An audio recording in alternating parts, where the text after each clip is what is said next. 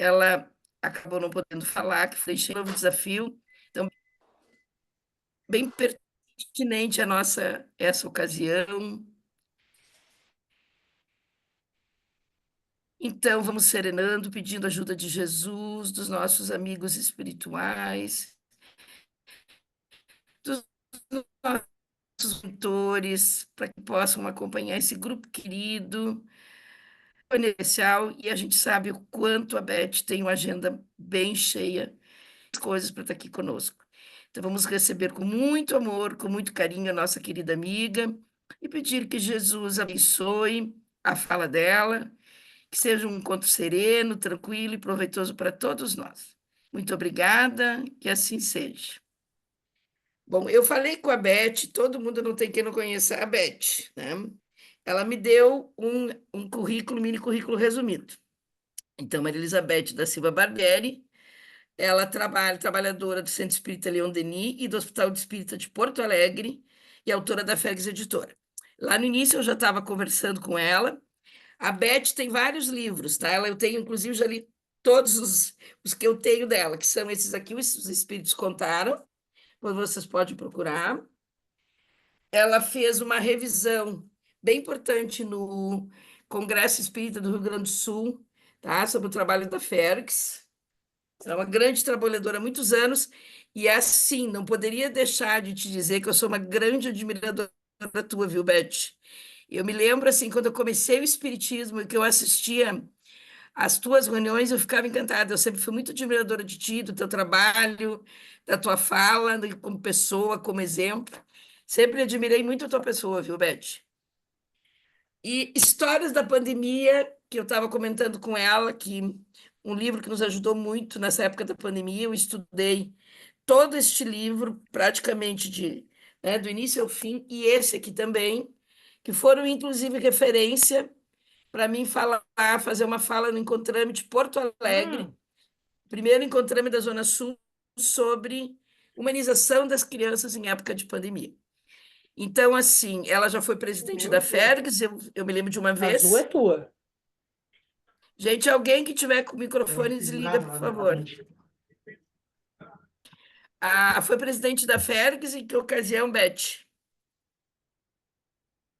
De 2010 a 2015 e depois vice-presidente de unificação de 2016 até 2021. Isso. Eu lembrava disso também. Mas então, gente, é com muito prazer, né, que o nosso grupo recebe, né, a Beth, e vamos deixar ela à vontade para fazer uma fala conosco, né? Vai ser, a gente comentou assim que não é uma aula, uma discussão, né? Que nós estamos todo mundo em casa, né? Então, para que até a Beth também fique bem à vontade, e o pessoal aqui, para ela vai expor para vocês como é que ela gostaria de fazer. Pode ficar à Muito vontade, minha bem. querida. Então, meus irmãos, minhas irmãs, em primeiro lugar, eu quero agradecer muito o convite para estarmos juntos, aprendermos, ouvi-los. Eu tenho uma admiração muito grande por esse trabalho devotado que vocês fazem junto às criaturas, não é? Porque o corpo é um instrumento tão importante, o corpo, a mente, para nós cumprirmos as nossas missões na Terra, e todos aqueles que se dedicam a esse trabalho merecem o nosso respeito, a nossa gratidão, e a gente sempre aprende muito com vocês. Eu sou fã de carteirinha dos encontros das AMES, sempre que eu posso eu participo, porque, embora não consiga, às vezes, entender muito desta ciência, porque não é a minha área, né? Mas sempre fico fascinada com as informações, os paradigmas que vocês trazem, enfim. E também porque na espiritualidade trabalho com um espírito que é da área médica, que é o Dr. Carlos Barbosa e a sua falange. Então, com ele, a gente tem aprendido muito nessa questão do atendimento aos espíritos as entidades que sofrem e tudo mais. Então, a minha gratidão, né? Nós vamos trazer, abordar alguns aspectos pensados nas obras fundamentais da doutrina espírita e que nos trazem algumas reflexões sobre estes momentos. Nós estamos no bojo do momento de transição. Aliás, desde que o Espiritismo foi trazido pelos benfeitores amigos e codificado por Allan Kardec, ali já se estabeleceu que nós estávamos vivendo uma era de transição para a humanidade. E essa transição ela tem se aprofundado mais e mais. Nós estamos vivendo momentos, como dizem a Gênese, de transformações gerais. Por isso, a gente identifica essa intensidade das coisas que acontecem, de certa forma, nos conduzindo a escolhas, a decisões, a transformações. E acho muito interessante aquele termo usado em A Gênese, que são as entranhas da humanidade que estão se revolvendo, que mostra a grandeza desse momento de transformação. E é claro que nós, os espíritas, os cristãos, e dentre os cristãos, os espíritas cristãos, nós temos uma missão, um trabalho a realizar nesse momento. E, e nós vamos encontrar no Evangelho segundo o Espiritismo uma dissertação de Erasto que vai nos dizer exatamente isso, né? Que nós devemos trabalhar juntos. Ele diz assim: trabalhemos juntos e unamos os nossos esforços, a fim de que o Senhor, quando chegar, encontre acabada a obra. Essa é uma frase que nós lemos muitas vezes, mas creio que nos cabe fazer um mergulho nesse convite de Erasto. Trabalhar juntos e unir os esforços.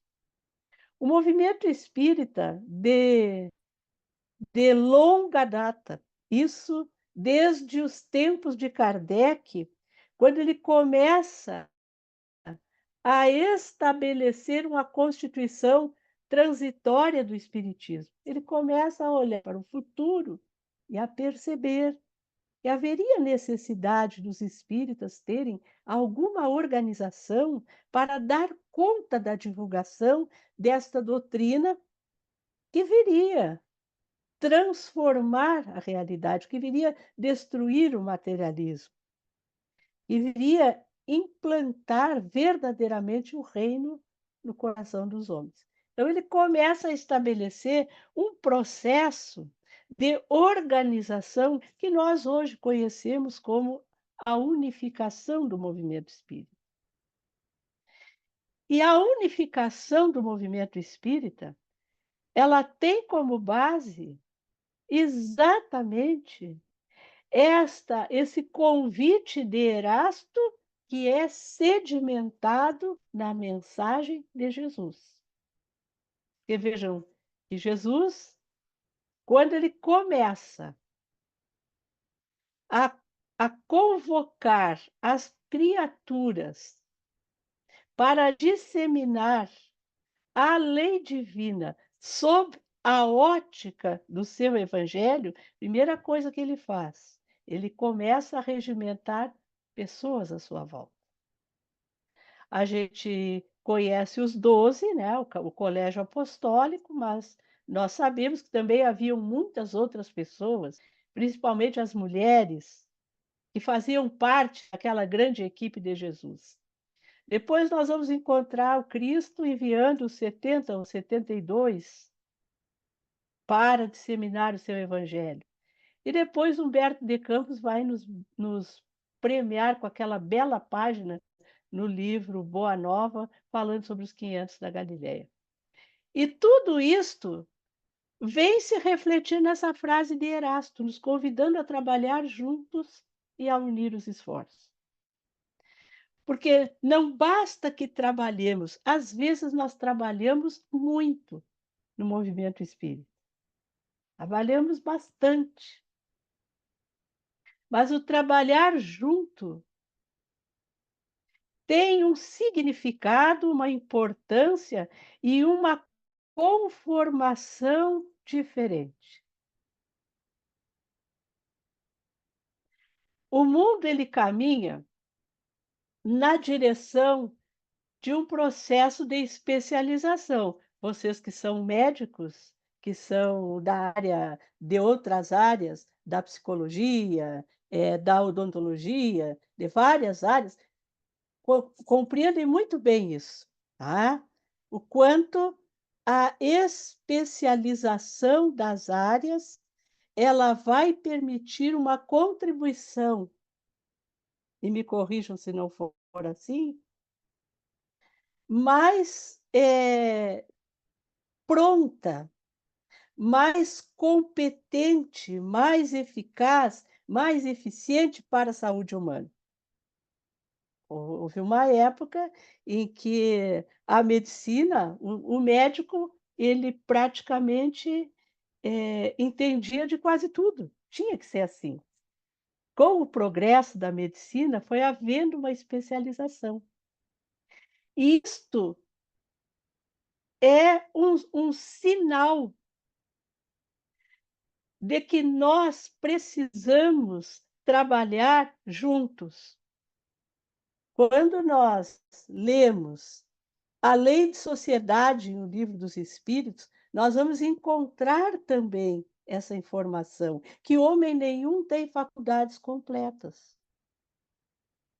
É por isso que eles precisam se unir e se aprimorarem através do contato social.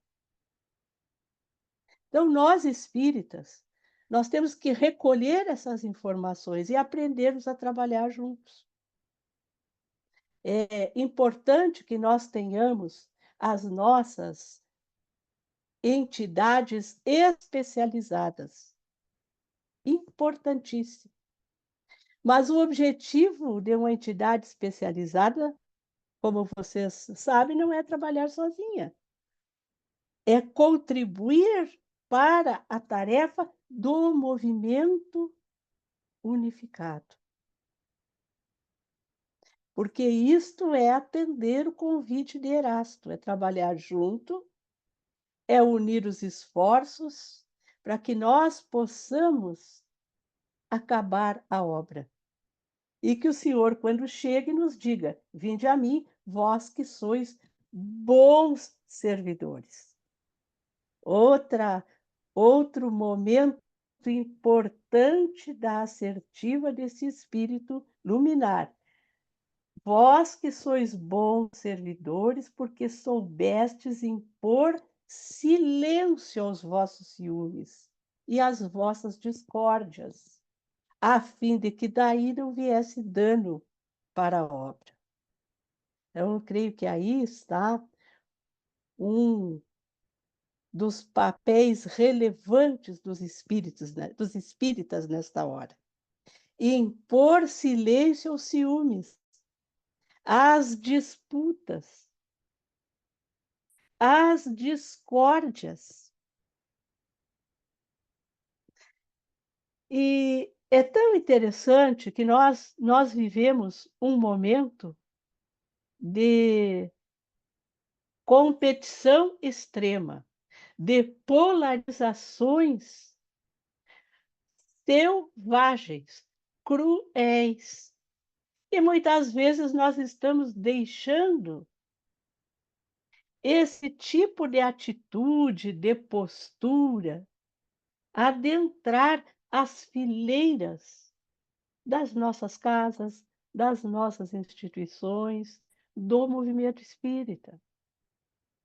Nós estamos trazendo discussões, nós estamos estimulando discórdias, ciúmes em torno dessas ideologias que estão muito distanciadas da proposta da mensagem do Cristo e da proposta desse descortino dessa mensagem trazida pelo Espiritismo.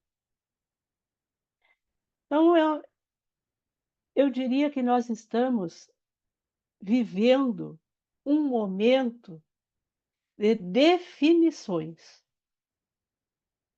É um momento que nós precisamos verdadeiramente definir. Nós somos espíritas ou não somos? Mas não é, como disse Jesus, aqueles espíritas de lábios, mas que têm o coração distante dos princípios espíritas. E muitas vezes, para silenciar, impor silêncio aos ciúmes e às discórdias, nós precisamos sim silenciar, amainar os impulsos daquelas respostas rápidas e ferinas que nós vemos e identificamos muitas vezes no cotidiano e que geram farpas afiadas que distanciam amigos, vizinhos, parentes.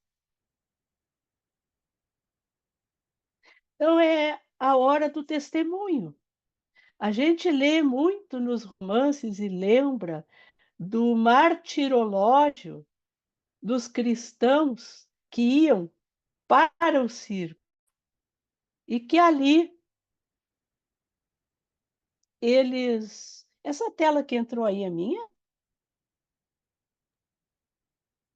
Tem Não, eu uma acho que tela o sendo Mário está projetada. compartilhando uma tela, apareceu para mim. É? Ah, pois é. Mário, eu É, acho que não está é minha, tá. compartilhando. Então tá. Não, mas tudo bem, eu só pensei que eu podia ter clicado em alguma coisa aqui. Então, amigos, aquele martirológio dos primeiros tempos, em que os cristãos marchavam para o circo e naqueles momentos tão dramáticos, tão tristes, testemunhavam a sua fé, o seu compromisso com a mensagem de Jesus, nós estamos vivendo de uma outra maneira, que somos nós que estamos enfrentando o circo do materialismo. Nós estamos enfrentando o circo das perversidades que se elevam nesse momento e que nos conclamam a buscarmos dentro de nós as posturas necessárias a não causar dano para a obra. E aí eu pergunto, de que obra Erasto está falando? Qual é a obra que ele está nos apontando a não causarmos dano? Porque isso é importante a gente perceber. Que obra é esta? Qual é a obra que Erasto nos chama a não causarmos dano? Será que é a divulgação do Espiritismo? O que vocês acham? Que obra é esta?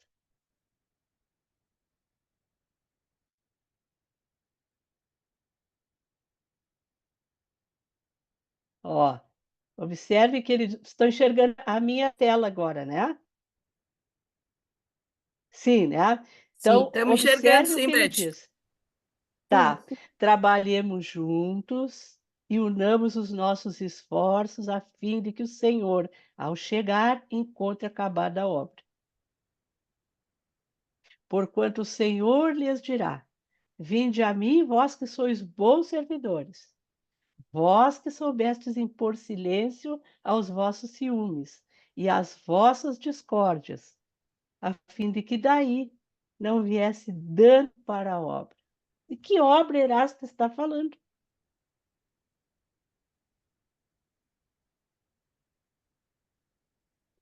Qual é a única obra que nós podemos verdadeiramente realizar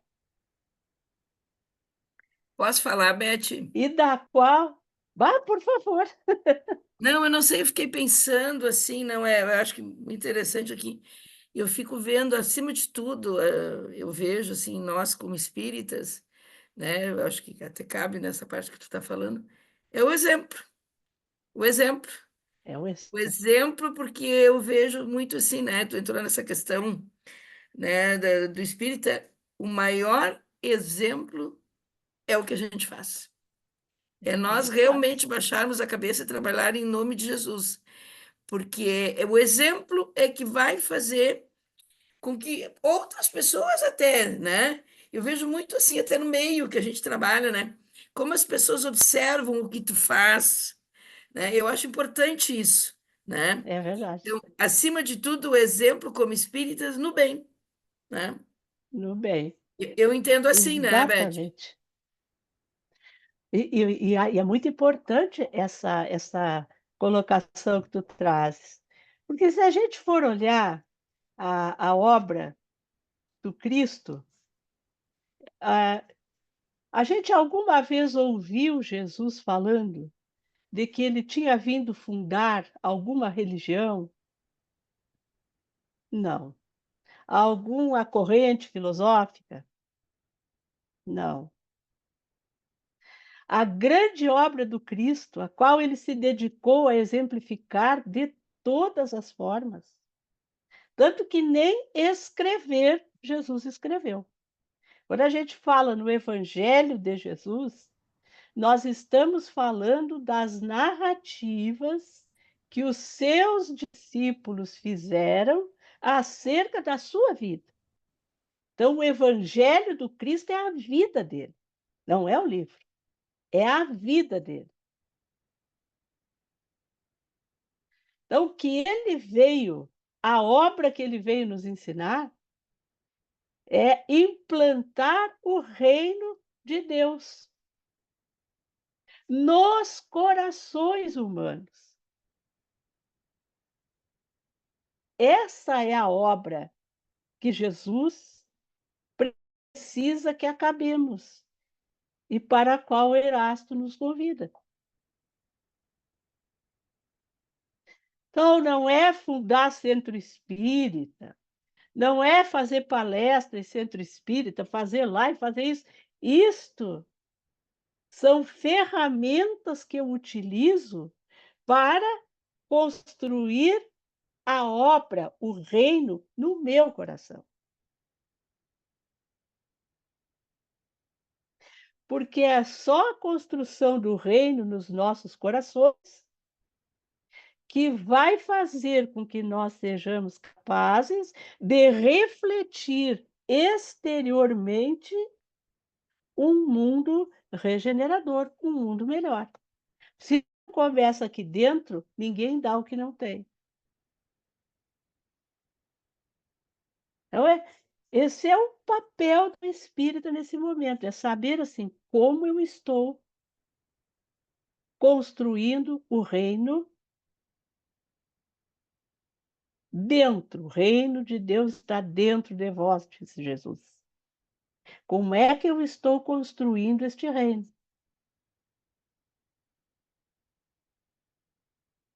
Porque esse é o meu compromisso. A partir daí, é o que a Vera diz. Eu sou exemplo.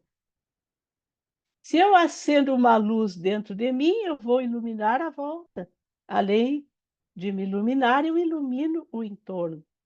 Mas eu não tenho como iluminar o entorno se aqui dentro não houver luz.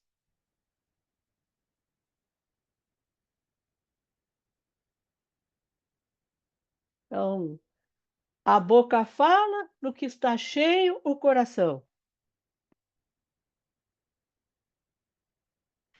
Jesus disse, né?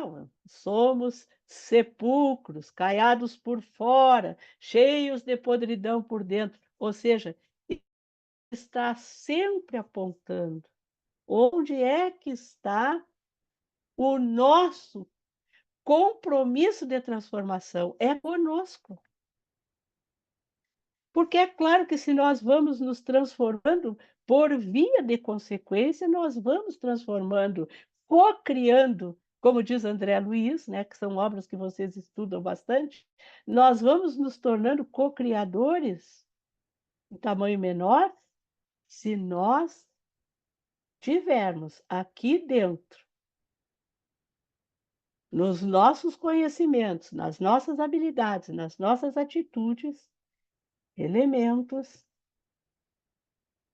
transformadores, regeneradores, alinhados com o Evangelho de Jesus.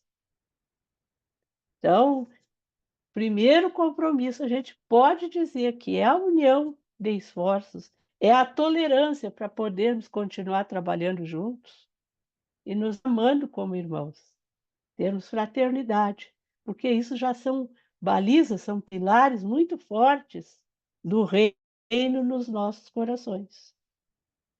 Toda vez que a gente entende que nós, de alguma maneira, não estamos conseguindo os resultados que nós almejávamos em uma tarefa, em algum, na família, no nosso grupo de amigos, na nossa equipe de voluntários, primeira coisa, vamos olhar para dentro, vamos olhar para o reino. Vamos perceber o que esse reino está espalhando, o que ele está emitindo, qual é o tipo de ambiência espiritual que eu estou exalando, como é que está a minha plataforma onipresente, como diz André Luiz, a plataforma onipresente, que é a nossa aura, a nossa psicosfera. Que proposta eu estou levando ao mundo? Com os meus exemplos, como disse a Vera, com as minhas ações, com os meus sentimentos, com os meus pensamentos. Então, é uma das primeiras questões assim que eu queria trazer para a gente Aqui eu queria refletir. aproveitar também, Beth, comentar.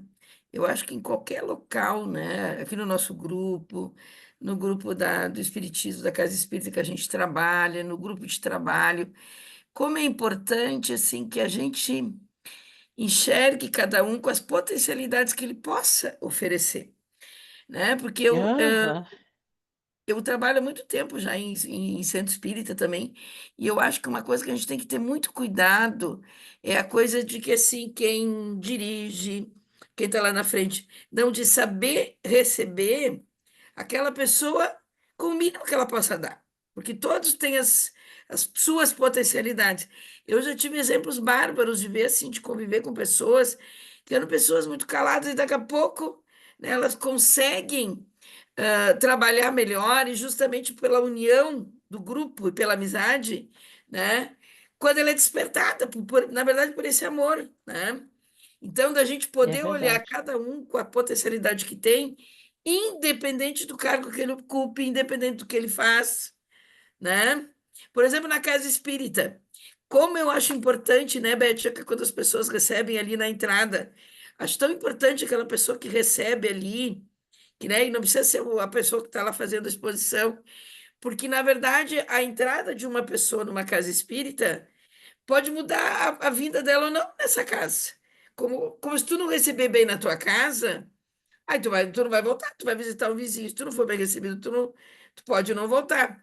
Então, como é importante, assim, que lá na casa espírita a gente receba bem aquele trabalhador que está entrando, como a gente recebe na casa da gente também, né? Eu acho que é isso muda verdade, toda a trajetória dessa pessoa que vai trabalhar em nome de Jesus, né? é verdade.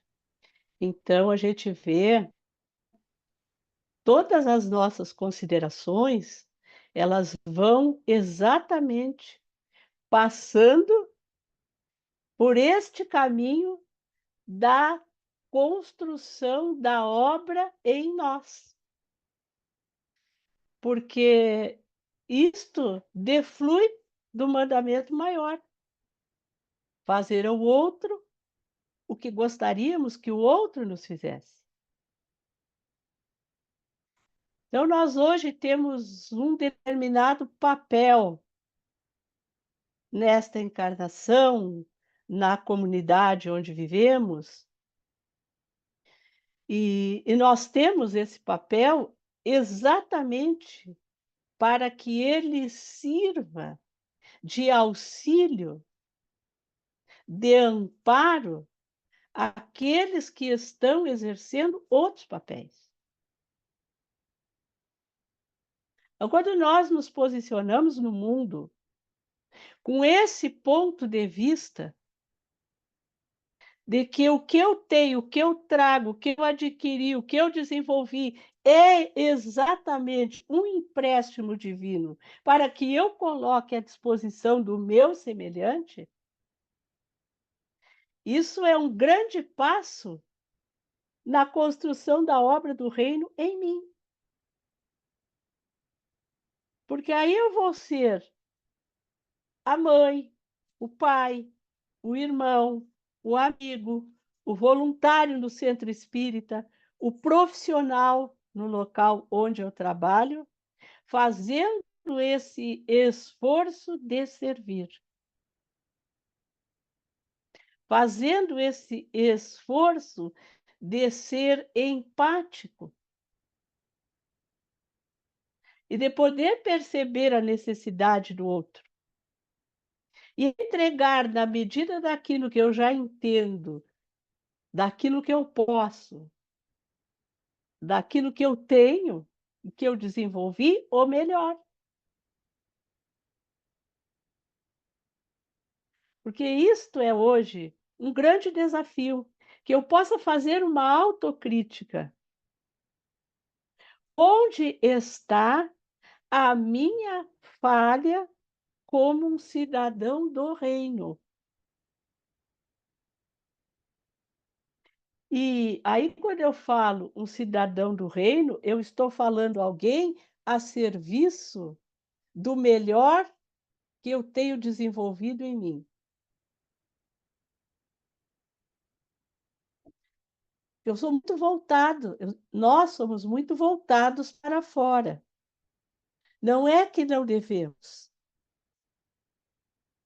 Nós temos por dever impulsionar o progresso material do mundo. E para impulsionar o progresso material do mundo, eu também tenho que saber analisar aquilo que funciona, o que não funciona. Eu tenho que respeitar as leis humanas. Eu tenho que pugnar, eu tenho que lutar para que essas leis se aperfeiçoem. Eu tenho que ser um cidadão. Mas além desse reino exterior, até para que desse reino exterior, até para que eu tenha forças de agir fora de mim, eu preciso também olhar para esse reino interior. Porque o bom educador conta com o quê? Com o conhecimento que ele tem, mas com os valores nobres do coração. Porque senão ele vai distorcer, pode distorcer todo o conhecimento que ele tem. E pode nem conseguir tocar o coração dos seus educandos. O bom médico, ele vai agir, e a nossa AME sabe muito bem disso, conectando o conhecimento técnico, científico, com os valores nobres do coração.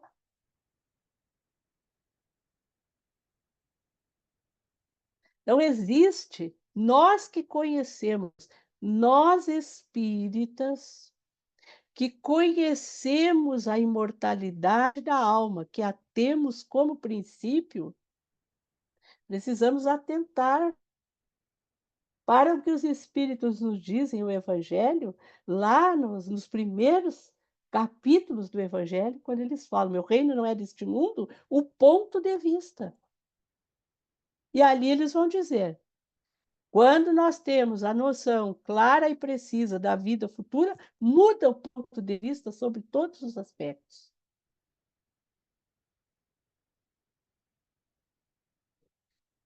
Então, se nós temos esse conhecimento de que nós somos espíritos imortais, o meu olhar sobre o paciente não é o mesmo. O meu olhar sobre o companheiro que chega no centro espírita não é o mesmo. O meu olhar pelo trabalhador que já está ali comigo há muitos anos, obreando, não é o mesmo. O olhar sobre o meu filho muda, sobre o meu pai, a minha mãe, sobre o meu vizinho, sobre aquele que me fechou no trânsito. E isto é trabalhar para completar a obra. O ponto de vista, Vera, é a chave para isso que tu trazes. Como é que eu estou olhando o meu irmão? Beth, tu falou isso aí do trânsito, eu acho que é o maior desafio que a gente tem ultimamente, né? Nesses dias caóticos, então, de enchente, como as pessoas não têm paciência, como é complicado. Tu sabe que eu estava saindo do consultório, meu consultório ali não é de alagar aqui na avenida. Gente, alagou. Como as pessoas perdem a paciência. É impressionante, sabe? E tu vê, assim, pequenas situações, né? Hoje eu até fiquei meio chocada, porque ali na avenida, onde eu tenho uma galeria, não tem como parar daquele lado ali. Mas tinha uma senhorinha, coitada, acho que ela foi fazer um procedimento, que ali tem um local que faz procedimentos, pequenas cirurgias, e ela parou o carro e os guardinhas já vieram multar. E eu vejo seguido isso acontecer, eu sempre tento intervir, porque eu digo, gente, não tem onde a pessoa parar, porque a pessoa é de idade, entendeu? E eu, mas não pode, não pode. Eu digo, gente, mas tu não tá vendo a situação que ela tá? Então, pequenas coisas, né? Porque como é que a coitadinha sai de um procedimento, uma cirurgia, como é que ela ia atravessar até outro caminho e no meio da chuvarada que estava? Então eu noto assim aquela É, coisa, parece assim, aquela coisa de ver só um lado, não, eu vou multar e pronto. Não, mas eu olhar a situação da outra criatura que está passando por isso, né? E eu acho que isso aí também é uma coisa que está faltando muito nos nossos dias de hoje. Briga de trânsito, então, Beth, aqui em Pelotas eu não sei, em Porto Alegre eu sei que também é complicado, né? Mas o trânsito aqui em dia é, de chuva é caótico, né? Teve uma época ali que caiu a- aqui na avenida, teve um cara que roubou e pegou um caminhão e passou com o caminhão, acho que com uma reta escavadeira. Gente, eu vi assim, barbaridades, as pessoas não esperam, elas não têm paciência.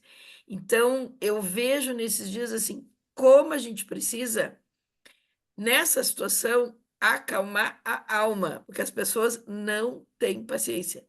E vejo uma coisa assim muito importante, a coisa do egoísmo assim, imediatista, entendeu? Eu quero resolver agora uhum, e pronto. De não enxergar o outro que também está passando pelo mesmo problema, porque estava todo mundo com o trânsito tumultuado, né? Então eu acho que são coisas que a gente tem que pensar que nessa pequena atitude eu já vou ser um verdadeiro espírita, uma pessoa do bem, tendo paciência, esperando a minha vez, né? Eu acho as mínimas coisas do dia a dia que as pessoas têm que na verdade, se policiar, né, Beth? São nas pequenas é, coisas, né, é que a gente verdade, consegue modificar. é verdade. O outro aspecto, assim, que a gente está falando, nós falamos na questão da união, né, da tolerância, da fraternidade, dessa construção interior. Tudo isso vem neste sentido. Se nós vamos observar todos os aspectos, os pontos cruciais das nossas dores hoje, está centrado exatamente a essa gestão interior que a gente precisa aprimorar, tá? E aquele texto, Cristo Consolador, ele traz muitos indicativos, porque hoje nós estamos sobrecarregados. Então, aquela frase: "Vinde a mim, todos vós que estáis sobrecarregados, e eu vos aliviarei. Tomai sobre vós o meu fardo, que é leve, o meu jugo é suave." Então, entender essas questões é fundamental para nós podermos exercer o nosso papel. Porque identificar as dificuldades que nós estamos vivendo, isso todo mundo faz. Não precisa ser cristão, muito menos ser espírita, para que a gente sente aqui e faça um elenco, um rol das dificuldades, das lutas, das dores, das perversidades humanas. Isso está posto. O nosso papel é exatamente elaborarmos os antídotos para isso.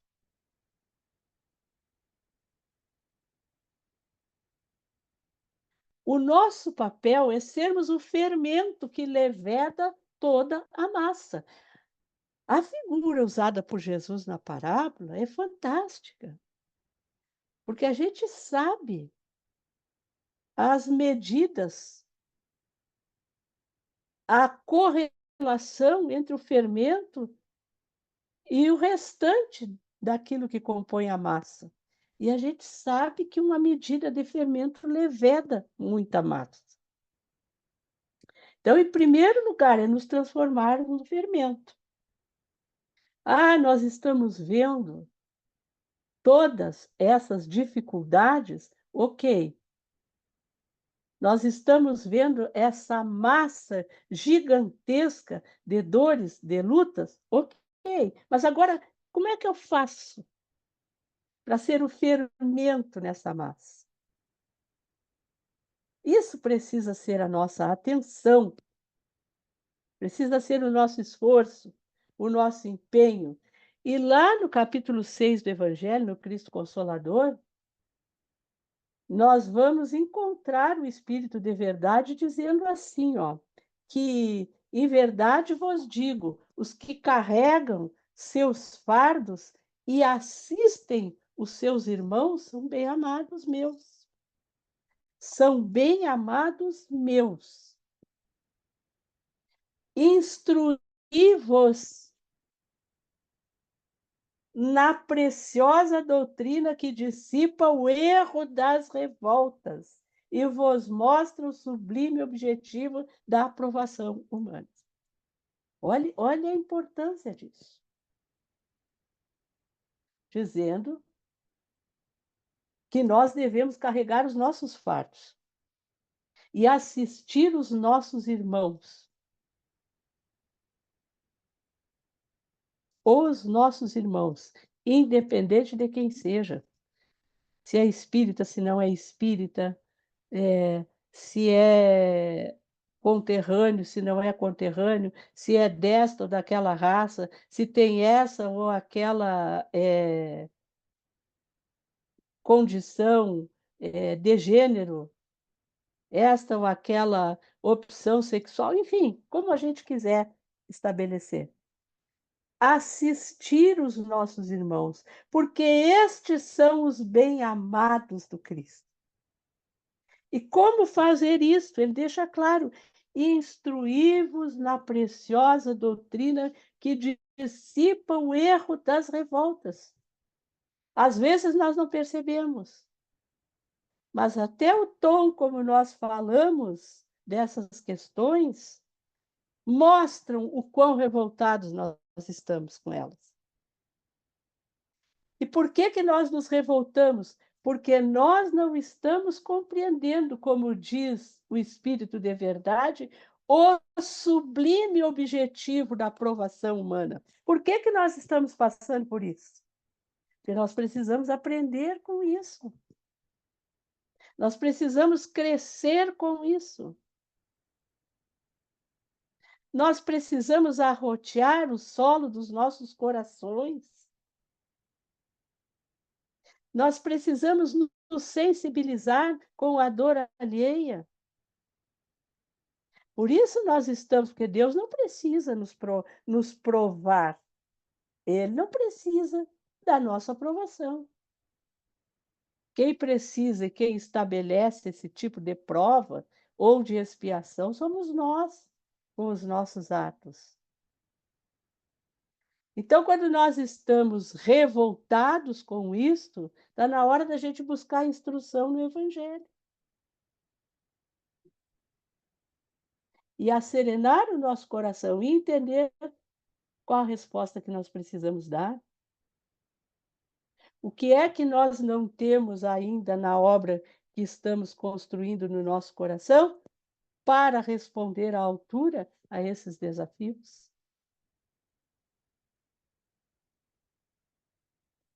Então vejam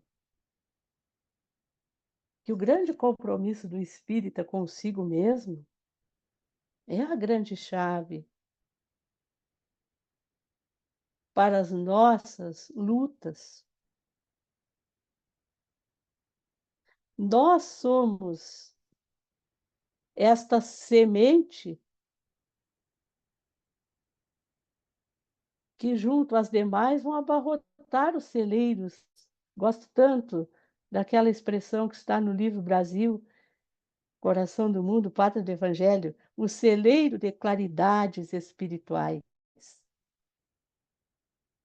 Ele vai se formando pelas pequeninas fagulhas, que são aqueles que se empenham na construção desta obra. Vocês concordam com isso, amigos?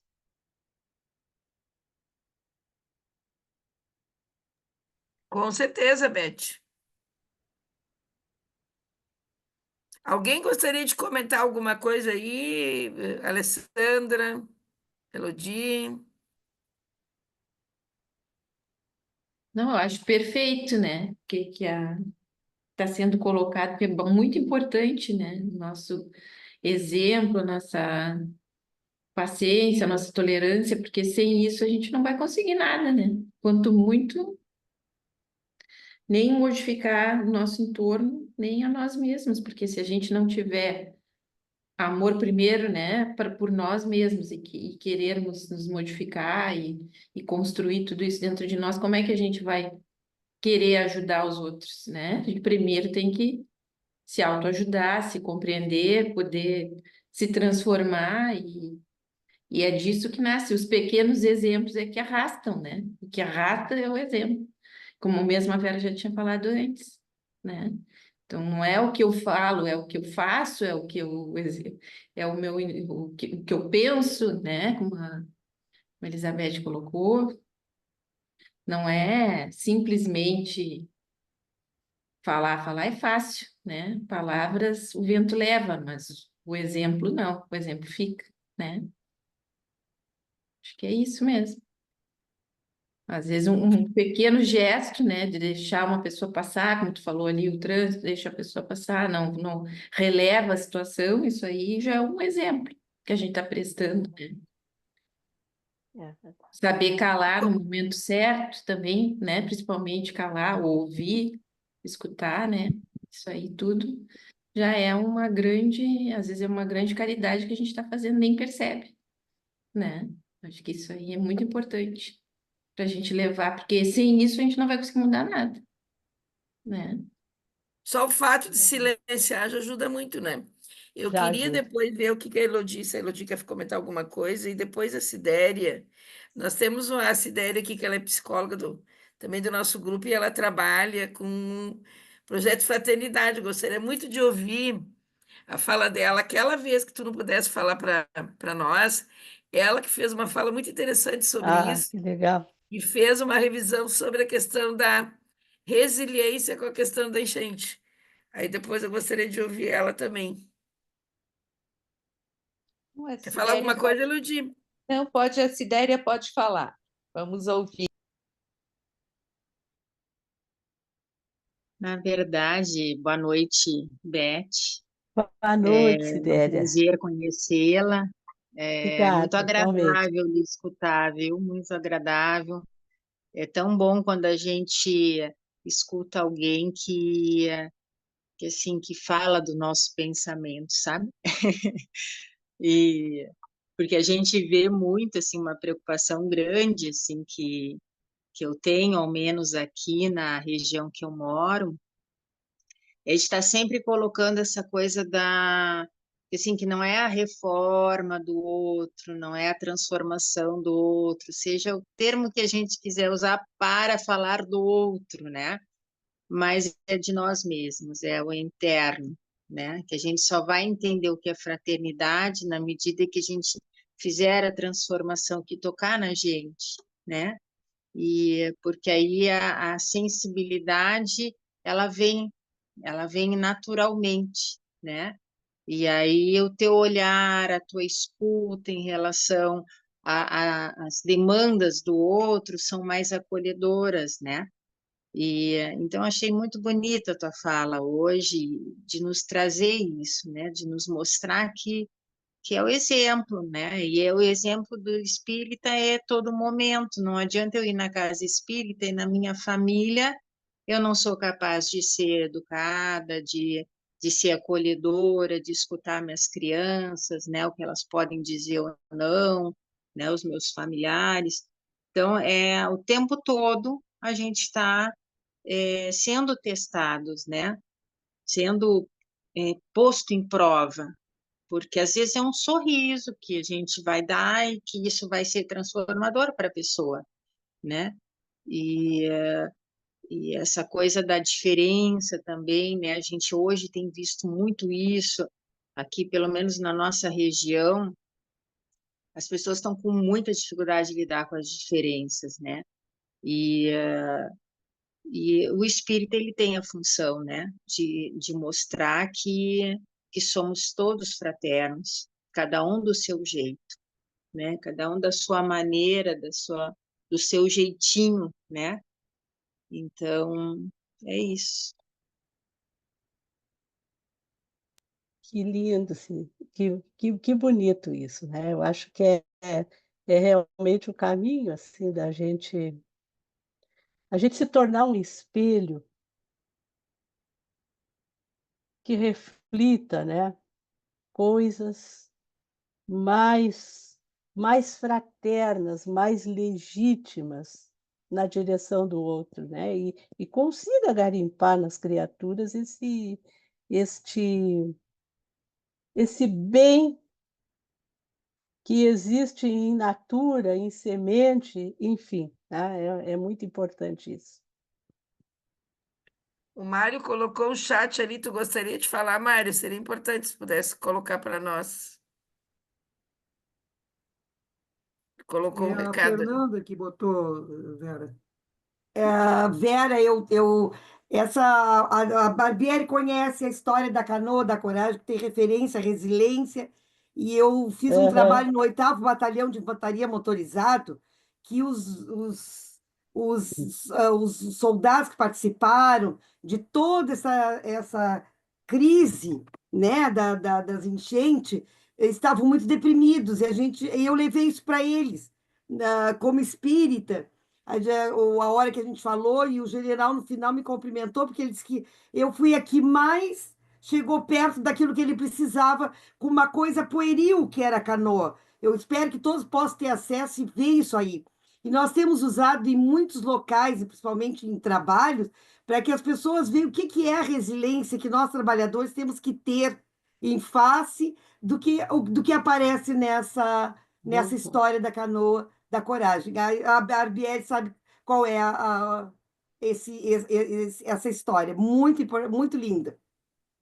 Isso, vou ver se a gente localiza o link, né, e passa para vocês depois, Vera. Ela foi Ah, que legal compartilhada, isso, Fernanda. Achei tá? fantástico. É cada um fazendo o seu papel É, no meio que está. É cada é um fazendo o seu verdade. papel. É, com certeza. E uma das coisas assim muito interessantes que a gente precisa se dar conta, né?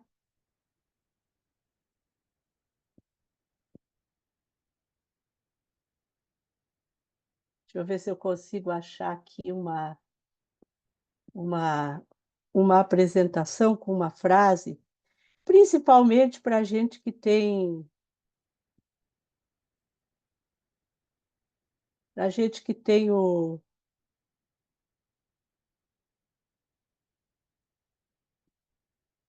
deixa eu ver se está aqui. Não, aqui. Nós que temos, nós que somos facilitadores de grupos de estudo, enfim, que fazemos palestras e que dirigimos instituições, que temos esse contato com muitas pessoas. Vocês já perceberam o quanto é plural essa compreensão dos princípios, dos preceitos espíritas, né? Dá uma frase para num grupo, aquela frase tem vários significados. E esses significados que cada um atribui ao conhecimento espírita, isso também dita atitudes, comportamentos os mais diversos possíveis. É muito comum a gente ouvir assim: "Ah, fulano nem parece que é espírita, porque age dessa e daquela forma". É comum, né, a gente ouvir isso. Pois bem, isso não deveria nos surpreender. Ao contrário, deveria nos estimular a vivermos mais os princípios espíritas, aqueles que achamos que entendemos um pouco melhor, e contagiarmos os que nós entendemos que ainda não os compreendem, a transformarem o seu olhar sobre eles. Então, nós vamos ver lá, falando ainda do Cristo Consolador. O Espírito de Verdade diz assim, ó, se, portanto, aí Kardec faz um comentário, se, portanto, o Espírito de Verdade tinha de vir mais tarde ensinar todas as coisas, é que o Cristo não dissera tudo. Se ele vem relembrar o que o Cristo disse, é que o que este disse, Cristo, né, foi esquecido ou mal compreendido. Então, amigos, aí tem uma questão muito importante quando nós falamos em diferença. Porque hoje nós temos no Espiritismo, todos nós, pessoas aprendendo aquilo que o Cristo não disse. Porque está escrito aí. Se o Espírito de Verdade tinha de vir mais tarde ensinar todas as coisas, é que o Cristo não dissera tudo. Então, tem coisas no Espiritismo, e o Espiritismo não tem 2 séculos ainda. Tem coisas que são novíssimas para todos nós. Novíssimas. Que nós estamos buscando compreender e entender pela primeira vez. Já pensaram o desafio que é isso? Então, é claro que entre nós vão ter opiniões diversas. E entendendo isso, como volta a dizer lá no Evangelho, nós apagamos o fogo da revolta. A gente não tem que se revoltar com isso. É óbvio que se são coisas novas, Isto tem em alguns um efeito, em outros outro efeito. Mas isso não pode ser alguma coisa para nos afastar de trabalharmos juntos, como disse Erasto. Nós precisamos continuar juntos, porque se nós nos afastarmos, aí mesmo que a gente não vai entender. Isso é um aspecto do que o Espiritismo traz, coisas que o Cristo não disse, coisas novas. Mas tem mais ainda. Além dessas coisas novas, ele vem relembrar o que o Cristo disse e que foi esquecido. Então vejam que tem coisas que nós estamos relembrando e nós esquecemos. E se nós esquecemos, significa que nós agimos de forma diferente. Praticamos crimes, ocasionamos tragédias, tomamos desvios, porque esquecemos o que o Cristo disse. Então, os psicólogos que estão aí, né, na sala, vão entender muito melhor isso, que nós estamos a braços com dores, com traumas, de fatos que praticamos porque esquecemos o que Jesus disse.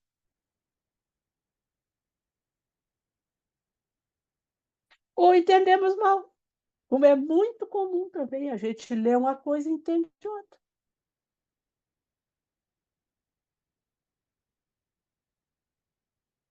Porque nós vamos entendendo as coisas à medida que nós vamos evoluindo. Então, por ignorância, nós entendemos pouco, mas entendemos. Agora, quando se mistura o nosso interesse pessoal, além da gente poder compreender pouco, a gente ainda compreende mal. Então, vocês imaginem, no Espiritismo, nos nossos grupos espíritas, essa mescla de gente que está a braços com conhecimentos novos, que está a braços com dores oriundas das ações praticadas porque esqueceu o que Jesus disse. E que está também se vendo com os efeitos dos atos e em decorrência de ter compreendido mal o que Jesus viveu, pregou e nos ensinou. Agora me digam, é fácil a gente conviver nesse meio? Não é, mas é necessário. Então, quando a gente tem essa visão, estas diferenças que nós falamos tanto e que todos nós temos como quase consenso, né, que devemos compreendê-las, nós agora ficamos sabendo da causa disso. Por que tantas diferenças? É a incipiência do conhecimento, é o conhecimento esquecido, é o conhecimento mal compreendido. E tudo isto deságua em vivências as mais diferentes possíveis.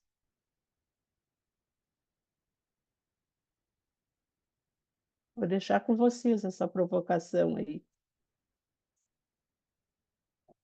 Eu queria aproveitar, Beth, que tu está falando aqui, e aproveitar, deixa eu ver se a Cidéria está aí ainda, né, da gente conversar sobre, que eu acho que é uma coisa importante, e também foi uma dos objetivos quando a gente tinha te convidado, com a questão das enchentes.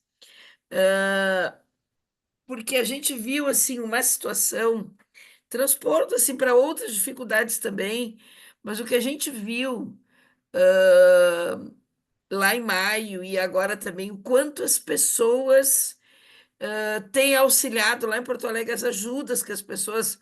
A Fernanda lhe falou da questão do barco, né? Eu achei assim isso de uma esperança tão grande, sabe, Beth? Das pessoas, na verdade, abrirem mão das suas coisas, de trabalharem em função do outro para salvar as pessoas, né? Eu me lembro aquela imagem lá em Canoas, quando começou a alagar tudo, né? E as pessoas tudo, ai, até chorei, me emocionei muito. Então, isso transpondo para a situação de hoje, que graças a Deus não foi a mesma coisa, e eu diria para as tempestades que a gente vai haver muitas dificuldades ao longo da nossa vida, como é importante que nós, na verdade, não como espírito, mas com seres humanos do bem e moralmente preparados, porque a gente está sendo preparado para fazer um bom trabalho, como é importante que a gente tenha que nos dar as mãos várias vezes, em várias situações. Questão Aham. de doença, questão de problema de família, né? A gente teve na enchente. Eu acho que aquilo foi um exemplo tão lindo que a gente teve, né, Beth? Gostaria até que tu comentasse sobre isso. Foi. A gente sabe, né, desde a vinda, desde o advento do Espiritismo, a gente sabe as levas de espíritos que reencarnam em cada geração que vem à Terra, vem aqueles espíritos que têm uma envergadura moral, que já têm um progresso moral capaz de contagiar com os seus exemplos aqueles que atravessam o seu caminho. Então, nós vamos ver que anônimos, entre a humanidade, existem muitas almas dessas, que a gente nem conhece, mas que arregimentam e estimulam uma série de outras. Porque é claro que nós já não estamos mais nas eras primitivas da humanidade. Se a regeneração, se a era de transição começou em 1857, ali com a chegada do Consolador Prometido, né? Nós ainda, pela previsão de Kardec, nós teríamos mais 100 anos e já deveríamos estar em um estágio melhor. Não estamos por escolha humana, porque muitas vezes nós escolhemos as duas grandes guerras, houveram fatos nesse interregno que retardou um pouco a marcha da transição, mas ela se dá. Tá? Então, nós estamos muito bem assim de impulsos generosos, que é o que diz no Evangelho. O impulso generoso é muito grande. O que é o impulso generoso? É aquele momento em que você é defrontado pela necessidade do teu irmão e o teu impulso é ajudar.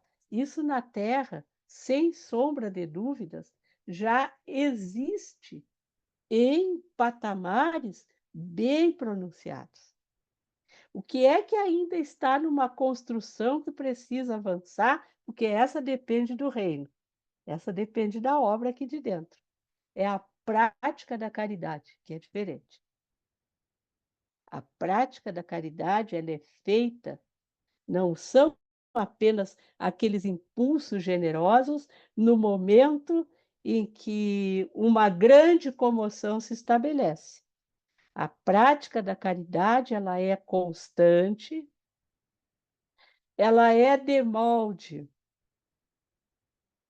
a estimular o progresso do outro e ela é feita mesmo diante das maiores dificuldades. Isso nós ainda estamos construindo, mas como tu dizes, esses impulsos generosos que se viram naquele momento já é um sintoma de que uma base está se formando para que a prática da caridade ela se torne mais eficaz, mais eficiente. Porque nós vemos assim que existe uma estrutura imensa para donativos. Só para vocês terem ideia, nós trabalhamos com grupos espíritas do Canadá. A gente está fazendo o programa de formação de lideranças com eles. Inclusive, agora no sábado, nós temos o último módulo. E eles juntam pessoas de várias províncias do Canadá nesses momentos que a gente faz o treinamento com eles. A maioria brasileiros, tá? Que estão lá, que mantêm os centros espíritas. Cada centro tem 10, 12, os maiores têm 20 trabalhadores, enfim. E este grupo de pessoas, eles fretaram 2 aviões de donativos para o Rio Grande do Sul. Então, realmente, quando a gente diz, tem aquela psicofonia do nosso querido Divaldo Pereira Franco, que foi dita no congresso que comemorou o centenário do Chico, foi em 2010, né? No Congresso Brasileiro. No encerramento do Congresso Brasileiro, o Dr. Bezerra de Menezes, através do Divaldo, disse que, a partir do dia 18 de abril de 2010, estava definitivamente em, em curso a era, a era de regeneração na Terra. Eu tenho absoluta certeza, porque o que a gente vê de manifestações generosas, ainda ontem eu estava ouvindo aquela reportagem, não sei se vocês assistiram, do Bill Gates. Gente, que esse homem vai deixar a fortuna inteira dele para a Fundação Gates. Ah, eu vi, que legal aquilo, né? Muito legal. E tem outro milionário americano que fez o mesmo, estimulado por ele. A gente vê aquela a Sheikha Moza do Catar. Aquela mulher tem uma obra social que ajuda mulheres do mundo inteiro, tem inclusive brasileiras estudando nas maiores universidades do mundo, com bolsa, patrocinada por ela, pela sua fundação, pela sua fortuna. Eu até nem sei como é que uma mulher no Catar conseguiu ter o destaque que ela tem, porque ela era esposa do emir do Catar, né? É mãe do filho mais velho, dos filhos mais velhos dele.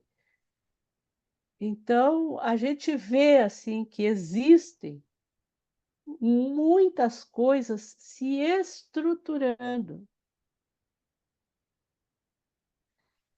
Mas existe toda uma base social que precisa dar conta disso. Vou dar um exemplo. Nós recebemos milhares, milhões de gêneros, de tudo que é possível em doações. A comunidade se estruturou magnificamente para dar conta disso. Só que existe uma outra estrutura por detrás que muitas vezes não consegue distribuir. Nós ainda temos armazéns abarrotados de coisas, com coisas praticamente sendo em fase de vencimento. Bah, Porque capaz. É muita tem, coisa, né, Beth? tem, Ah, que porque judiaria. falta abnegação. E onde é que está isso? Ah, eu sou funcionário público, ok, eu cumpro a minha carga horária e vou embora para casa. Mas se a obra está construída no meu coração, eu vou dar um jeito de estender o meu horário e de fazer alguma coisa. Mas Porque que se judiaria podia um mesmo, pessoal. galão de água. Pois é. Então, é isso que eu digo. Às vezes, nós que somos espíritas, nós temos muito esse impulso da gente sair correndo, distribuir comida, e a gente quer dar roupa, é ótimo fazer isso. Mas isso tem muita gente que faz. O nosso trabalho é exatamente aprimorar esse conhecimento do nosso ponto de vista e compartilhar isso com as pessoas. Nesse caso, Beth, eu acho que principalmente abrir mão do seu tempo. Eu sempre digo isso, a gente ouvir, muitas vezes as pessoas têm problema. E nesse caso, tu abrir mão do seu tempo para ajudar o outro. Não, é uma É, judiaria, eu já tinha ouvido falar disso. É uma é, judiaria, diz que tem coisa vencendo, né? Que judiaria, né? é. Então Com tanta gente precisando. a gente precisa cultivar corações. E o Espiritismo veio para isso. Então, compartilhar o conhecimento espírita e exemplificar esse conhecimento é fazer com que o mundo, as pessoas, pouco a pouco, também entendam que a causa das dores, das depressões, das ansiedades está muito ligado a essa falta de amor no coração. Até queria aproveitar que a Juliana está aí, Ju.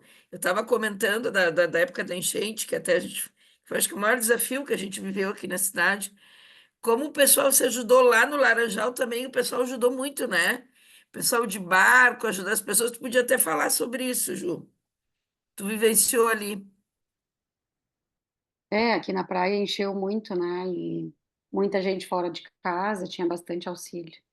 Eu aqui não vivenciei tanto, vivenciei mais, porque eu acabei também saindo de casa e aí eu vivenciei mais a questão dos autistas lá, né? Que é bem a minha área que eu trabalho, e porque também eram crianças que estavam fora de casa, né? E quebrando rotina, então totalmente desestruturadas e tava um caos também, né?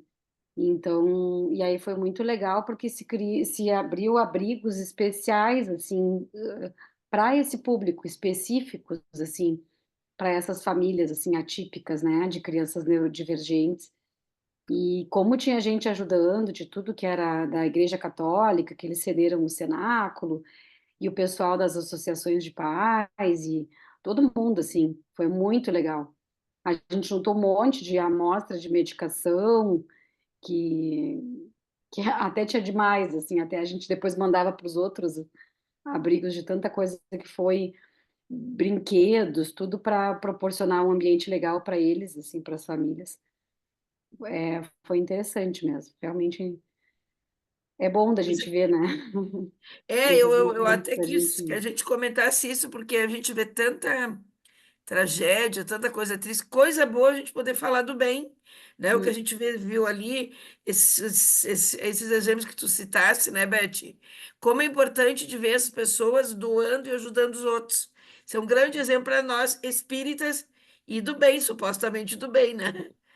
É, é verdade.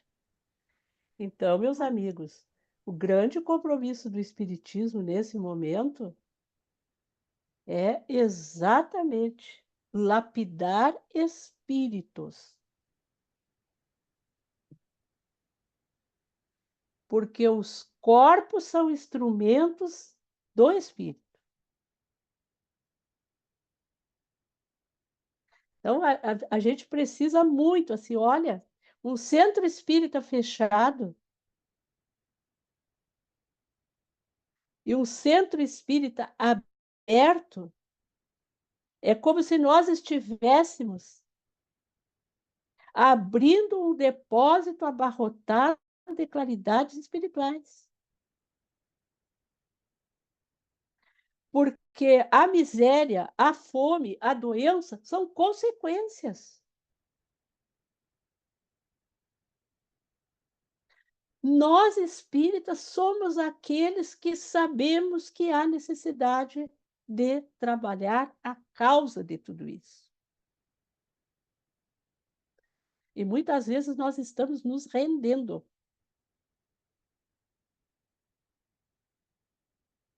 É claro que é preciso alimentar, é preciso vestir, é preciso balsamizar as dores, mas elas são consequências. A causa de todas as tragédias humanas está na ausência da educação do ser integral. Então, a nossa evangelização da infância e da juventude, os nossos estudos para os adultos,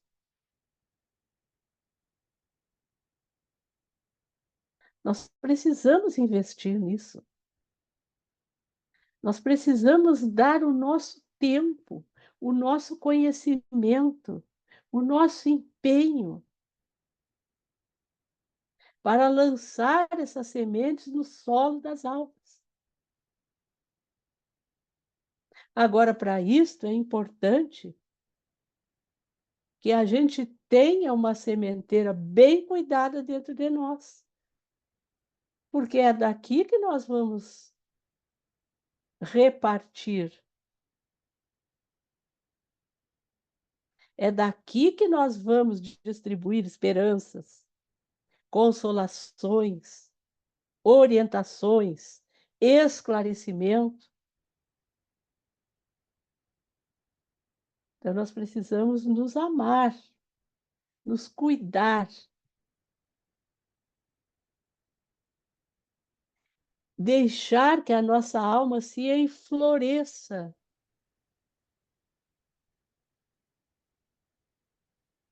Cultivar esse jardim interior, para que a gente possa perfumar outros caminhos, florir outras estradas. Com Isso é certeza, Beth. importante. Muito. Tu sabes que agora tu estavas falando e me lembrei que a gente faz o evangelho no lar e o meu guri de 8 anos agora, às vezes ele nos lembra, tem que fazer o evangelho. E aí, às vezes a gente lê e ele mesmo lê e às vezes não entende, né? E aí a gente. Aí é engraçado que o evangelho acaba sendo uma evangelização, assim, porque a gente vai explicar para ele o que que a gente leu e interpretou, né? E Sim, aí, e aí nisso vem a reflexão, mas a gente lê e explica para ele o que está escrito ali, né? E que às vezes legal. ele que faz a prece, coisa mais bonitinha, e ele adora, participa. Aí quem o choca? O Vicente, né? Vicente, Vicente. Vicente, é. Aí eu acho tão bonitinho isso aí. Não, É, o Evangelho no lar, como ele aproxima as famílias, né? E vem a É, questão da educação que tu fala, viu? Começa exato. desde E aí tu pequeno. estava falando nisso, assim, da gente melhorar até dentro de casa, né? E já é. participar, já promover isso desde a infância, assim, essas reflexões e essa evolução, ajudar nessa evolução dele, né? A gente está aqui junto para se ajudar, crescer junto. Mas, Ju, por isso que eu convidei até a Beth. A Beth, ela tem um grupo que ela dá aula sobre liderança, sobre educação, sobre tudo isso que ela comentou hoje. Ela tem vários artigos escritos sobre isso, da Félix. Ela é uma liderança nisso, é uma líder ensinando a ser líder, né? Então, importante a gente poder ouvir ela para aprender alguma coisa, né? Ah, é. É, a liderança é uma influência, né? A gente nota assim que é um desafio da humanidade. Não é só do movimento espírita. A questão da liderança. Há alguns anos, os alguns estudiosos da área da administração, e muitos deles ligados a religiões pentecostais, eles começaram a estudar Jesus e a entender que a forma como Jesus liderava podia dar frutos nas empresas. Na verdade, era uma forma de ir desvendando alguma coisa que uma das cabeças mais iluminadas do século XX trouxe na área da administração, que era Peter Drucker. Peter Drucker ele é hoje estudado, lido e seguido, né, por muitos estudiosos que falam coisas que hoje é lugar comum assim nas empresas, mas Peter Drucker falava isso na metade do século XX, quando ele dizia que as empresas que estimulassem, por exemplo, seus funcionários a fazerem trabalho voluntário eram empresas mais lucrativas. Naquela época era um terror, porque as pessoas tinham uma carga horária enorme. E aí perguntava como é que as pessoas ainda vão sair da empresa e fazer trabalho voluntário. E ele dizia que era para tirar da carga horária da empresa. E isso era um escândalo. Hoje isso é uma coisa natural, né? É, Hoje a gente vê assim as empresas ofertando benefícios para os seus funcionários que Peter Drucker dizia lá em 1930 e pouco e que hoje recém estão sendo empregados. Então, a liderança é um desafio. E sim, eles começaram, esses estudiosos, alguns religiosos e outros ateus, como é o caso do autor do Monge e do executivo, James Hunter, a entender que Jesus era um modelo de líder que a humanidade precisava. Para nós, nada, nenhum espanto, porque ele é um modelo e guia da humanidade, é um modelo e guia de qualquer segmento, inclusive da liderança, né? Então, foi trazendo essas questões que ali, a partir de 2008, nós fomos implantando no nosso movimento espírita essas oficinas para treinamento de liderança, né? E muito bom, porque a gente vai aprendendo, que liderar não é fazer, né? Liderar é ser. É uma construção, é um auxílio muito grande para implantar o reino nos corações, é a gente se dispor a liderar como Jesus, que a gente vai aprendendo muitas coisas, né? E, e liderar é influenciar. Hoje está muito na moda os influencers, né? Mas o grande influencer que a humanidade teve tem é Jesus, porque verdade. um homem que dividiu a época em antes e depois dele, Jesus é uma personalidade que não é indiferente a ninguém. As pessoas seguem ou as pessoas até perseguem, né? Mas sobre ele a maior gama de literatura que existe na humanidade é sobre Jesus. Verdade. O livro mais lido em todos os segmentos literários é a Bíblia, o Antigo e o Novo Testamento. Então, é o maior influencer de todos os tempos.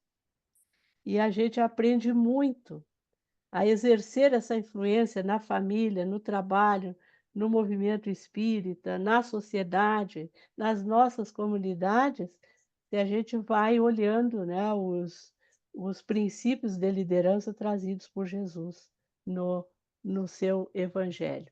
Então, a gente é uma das tarefas que eu mais gosto de fazer. Esse livro aqui está esgotado agora, né? Mas é ele que embasa todo o programa, o Líder Espírita. Inclusive, o pessoal do Canadá está trabalhando para traduzi-lo para o francês e para o inglês, porque ele traz conceitos técnicos dos grandes estudiosos de liderança, mas todos eles conectados com o Evangelho de Jesus e os princípios da doutrina espírita.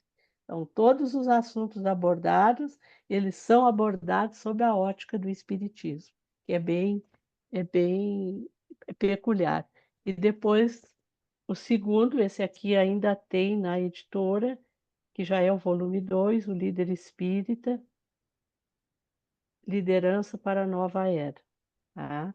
Esse é o nosso, é um trabalho feito por mim, pelo Gabriel.